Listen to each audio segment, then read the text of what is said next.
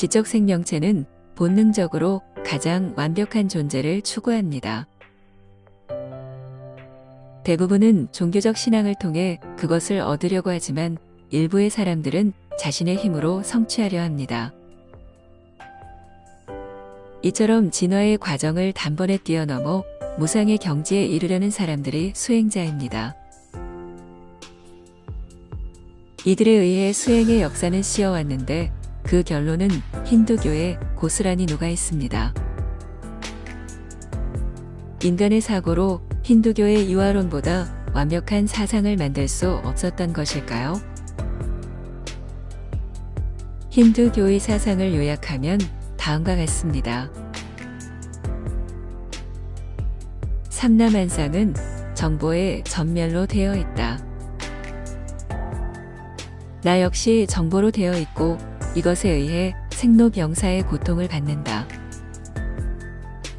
나를 이루고 있는 정보를 털어내면 진짜 존재인 참나가 드러난다. 참나는 우주의식과 같기에 참나가 곧 삼라만상 모든 것이다. 이상은 힌두교의 사상 체계입니다.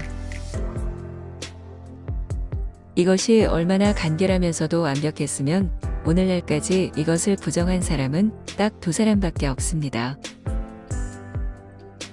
바로 시다르타와 용수입니다. 시다르타는 무아론으로 힌두교의 유아론을 부정했고 용수는 중론에서 유와 무로서 유아론의 논리를 박살냈습니다. 그런데 시다르타의 무아론과 용수의 중론은 그저 허공의 메아리였습니다. 아무도 그것을 이해하는 수행자들이 없었고 그 결과 초기 불교에서 오늘날의 대승불교에 이르기까지 모든 불학은 힌두교의 것으로 채워졌습니다. 한마디로 불교 교리의 대간을 유아론이 차지한 것입니다. 불교 수행자들은 힌두교의 유아론을 뒷받침하기 위해 유식론을 만들었고 이것을 체계적으로 연구해서 불교의 대들보로 삼았습니다. 그 결과 참나를 모방한 알아차림, 깨어있음, 순수의식, 본성, 불성 같은 것들이 퍼졌고 일체유심조가 당연한 것으로 받아들여지게 되었습니다. 유식론은 말 그대로 세상에 존재하는 것은 오로지 식뿐이라는 것입니다. 식의 첫 번째는 아니비설신의 오감으로 들어오는 오식이고 그 두 번째는 오식을 개념화하는 육식입니다. 그리고 육식의 정보를 조합해 판단하는 칠식이 있는데 칠식엔 나의 개념이 뚜렷해서 에고가 쌓이고 그것이 잠재되어 기록됩니다. 마지막은 팔식의 아레야식인데 이것은 에고가 없는 순수한 의식이어서 참나, 본성, 불성이라고 부릅니다. 아레야식은 우주의 바탕에 존재하면서 상과형의 종자를 뿌려 삼라만상을 창조한다고 하니 가히 조물주의 자리라고 할 수 있습니다. 불제자들은 유식론을 쪼개고 분석해서 방대한 양의 연구물을 내놓았는데 어찌되었든 변치 않는 것은 식이 존재한다는 힌두교의 유아론입니다. 물론 불제자들은 유식론이 무아를 설명하기 위한 이론이며 힌두교의 참나와는 근본적으로 다르다고 얘기합니다. 그런데 식의 생각이고 마음이고 나의 본질이라는 논리는 참나와 조금도 다를 바가 없습니다. 그리고 정답을 모르면 말이 많아지고 복잡해지는 것처럼 무아를 설명하기 위해 그런 방대한 표현과 논리는 필요하지 않습니다. 포장지만 바꾼다고 내용물이 달라지지는 않겠지요. 마음은 비유하자면 허공과 같습니다. 그것은 현재 의식과 무의식으로 나눠도 되고 유식론처럼 8단계로 쪼개도 상관없습니다. 팔식의 아래야식에 한결이 있다 하여 십식으로 늘려도 무방합니다. 허공에 경계가 없는 것처럼 마음 역시 같습니다. 따라서 마음의 계단을 만드는 것은 자유지만 그것에 집착해서는 안 됩니다. 그건 그냥 편리에 따라 임의로 구분해 놓은 것이니까요. 아무튼 유식론은 음지에 있던 유아론을 양지로 끌어올렸습니다. 이때부터 불교는 힌두교의 유아론을 대놓고 주장하고 심지어 힌두교의 경전이나 기도문 같은 것도 그대로 가져다 사용하게 됩니다. 불교의 힌두교화가 빠르게 진행하게 된 것입니다. 그런데 사실상 유식론은 칸트의 인식론과 헤겔의 관념론에 비해 학문적으로 우수하다고 할 것도 없습니다. 이런 학문적 고찰을 떠나 유식론에서 도출되는 아상은 커다란 피해를 일으킵니다. 왜냐하면 힌두교의 참나를 신앙하는 풍토를 조성하기 때문입니다.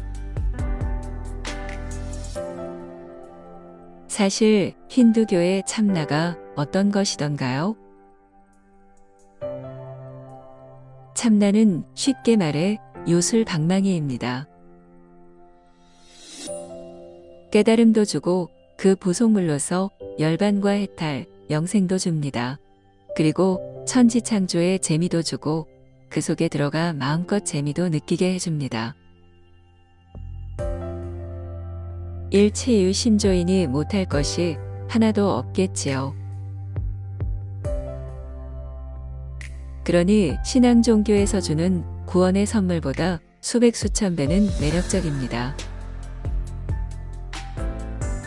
신앙 종교에서는 기껏해야 천국에서 살거나 좀 더 발전하면 하나님의 옆자리 정도에 앉지만 참나는 조물주 자체를 선사하니 어느 누가 마음이 끌리지 않겠습니까? 거기다 참나는 스스로 얻을 수 있다는 장점도 있습니다. 어떤 중간 매개체를 거치지 않고 스스로의 마음자리에서 찾으면 되니까요. 그것을 찾는 방법도 매우 간단합니다. 몰라를 외쳐 멍 때리거나 어떤 카타르시스의 감정을 느끼면 그것이 참나라고 합니다. 가끔 무념무상이 되어도 참나이고 대상에 휘둘리지 않고 깨어 있어도 참나입니다.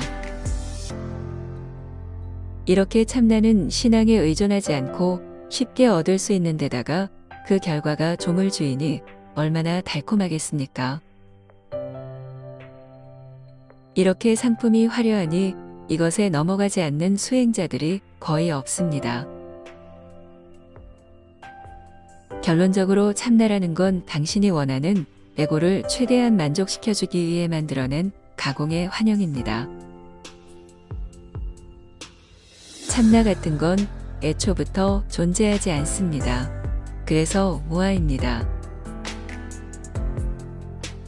나라는 건 시다르타의 말 그대로 아무것도 없습니다. 깨달음의 주체도 대상도 없습니다. 당신이 절망해도 소용없습니다. 당신을 만족시켜주기 위해 없는 나를 꾸며낼 수는 없지 않겠습니까? 그런데 나가 없다는 것에 충격적인 비밀이 숨어 있습니다. 당신이 알고 있는 무가 환영이라면 어떨까요? 유와 무가 당신의 착각에서 생겨난 것이라면 시다르타의 무아는 전혀 다른 의미를 지니게 될 것입니다. 그건 나가 있다거나 없다거나 하는 유무 논쟁을 벗어난 것이 되기 때문입니다. 물론 이런 점을 간파한 수행자들은 꽤 있습니다. 하지만 실마리만 잡았지 그 이상의 진척은 보이지 않습니다. 가령 유와 무를 나누어서 보지 마라. 불이법을 직시하라. 나는 유도 아니고 무도 아니다. 등으로 설명하지만 이 역시 유와 무에서 자유롭지 못한 생각입니다. 다시 말해 유와 무의 비밀을 풀지 못한 것입니다. 따라서 시다르타의 무아는 단편적으로 보면 나가 없다는 선언이고 그 이면의 뜻은 있다 없다의 착각에서 벗어나라는 것입니다. 그리고 유와 무에서 벗어나는 구체적인 방법은 용수의 중론에 비교적 잘 나와 있습니다. 중론은 다소 부족한 면은 있지만 인류가 만든 형이상학 가운데 가장 높은 수준의 논리를 갖추고 있습니다. 어찌되었든 유식론은 참나와의 타협이고 굴종이고 항복입니다. 이런 것을 떠나서 현대학문에 특별히 기여할 만한 철학적 체계를 지닌 것도 아닙니다. 그냥 세친이란 수행자가 카르마의 기능을 구체화하기 위해 만들어낸 사견에 지나지 않습니다. 요컨대 붓다의 무아로는 힌두교의 참나 같은 것으로 재단할 수 없습니다. 그것은 오로지 유와 무로서 제1원인을 풀어 실존의 코드를 찾아야만 가능합니다. 당신은 아직도 힌두교의 참나를 믿고 그럼으로써 나에게 달콤한 영생과 열반을 주입하고 싶으신가요? 혹시 붓다에 기이하면서도 부지불식 중 힌두교의 참나를 신앙하고 있는 건 아닌가요?